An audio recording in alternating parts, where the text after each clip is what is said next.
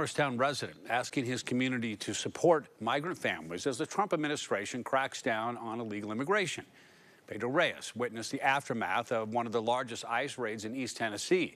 Today's 6 News reporter Naomi Hilmer talked to Reyes and learned how he hopes history does not repeat itself.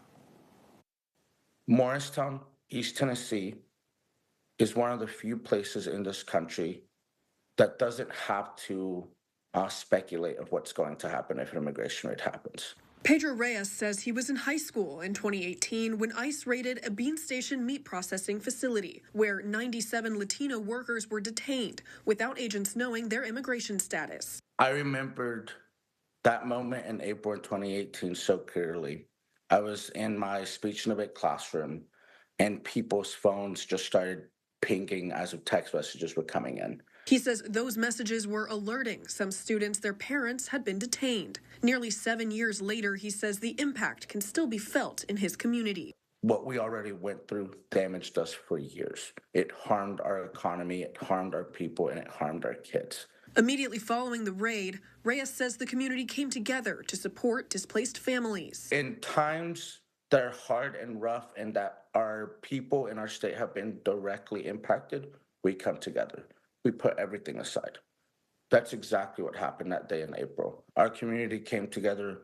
People that I knew believed differently than I were there helping. Now, with the Trump administration extending the authority of immigration officers, he hopes the community can come together once again for the children deportation can impact. I remember this little boy, he was probably 5 years old, coming up to me, looked exactly like me when I was 5 or 6, and asking me where his mom was. And at the time, even now for him, I don't know the answer. And he hopes they never endure this trauma again. Naomi Hilmer, 6 on your side. Naomi, thank you. After a lawsuit was filed on behalf of workers who were detained back in 2018, the U.S. government paid more than $1 million to settle allegations of civil rights violations at the Bean Station raid. Now, at the time of that raid, officials said it was large cash withdrawals from the owner that led federal authorities to that particular plant.